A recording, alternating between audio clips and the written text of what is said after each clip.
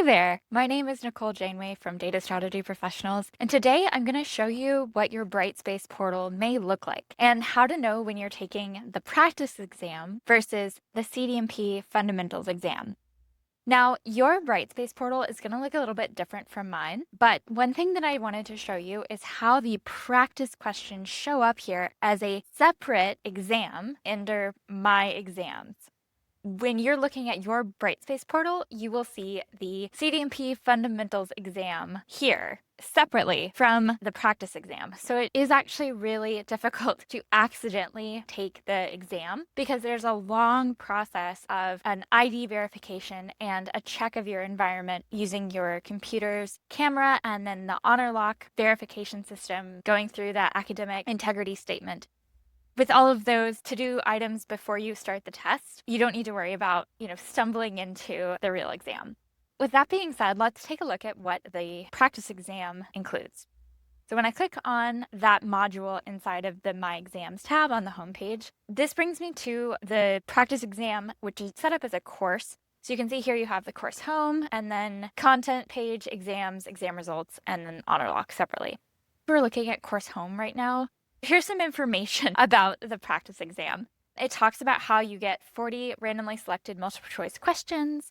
There's a test bank of 200 questions that get randomized into the practice exam. So definitely take it multiple times and definitely take it until you feel like you have these questions locked down, because these questions may appear again when you're taking the real fundamentals exam.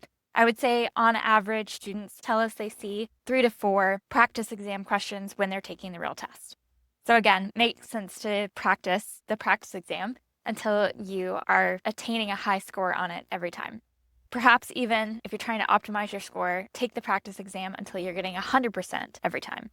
Yep. This also tells you the time limit, so this is helping you practice the time frame for the standard version of the CDMP Fundamentals Exam. You have 90 minutes to take the test, which means you have an average of 54 seconds to complete each question.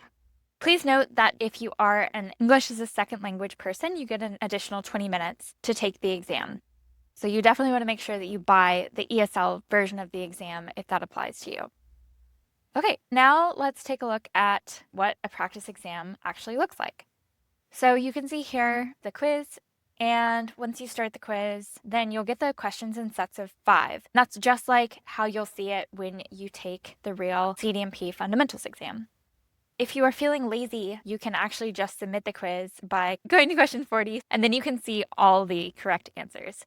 So that is one kind of hack, just so that you can start getting some familiarity with these questions. Although, of course, if you want to use the practice exam as a test of exam readiness, don't do that. You should be trying each time to answer the questions to the best of your ability, and that'll give you a sense of if you're ready to take the real test, since this practice test difficulty is very similar to the real exam.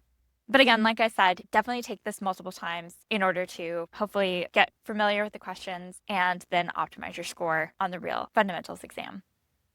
Last thing I wanted to show you is this Honorlock tab. So this opens a guided tour of Honorlock so you can get familiar with how this works. But essentially, Honorlock will disable external monitors and lock your browser so that you can't navigate off of the window where you're taking the CDMP Fundamentals exam. The same goes for all the specialist exams, same setup. So as you're setting up your strategy for taking this test, make sure that you have the DMBOK either as a physical copy or as a PDF on a separate device. And if you're using a separate device, then that device needs to not be connected to the internet. So just disable Wi-Fi on that device. Again, you can't use an external monitor for your PDF. It needs to be on a wholly separate device if you're using the ebook. And that's it for my review of the exam portal.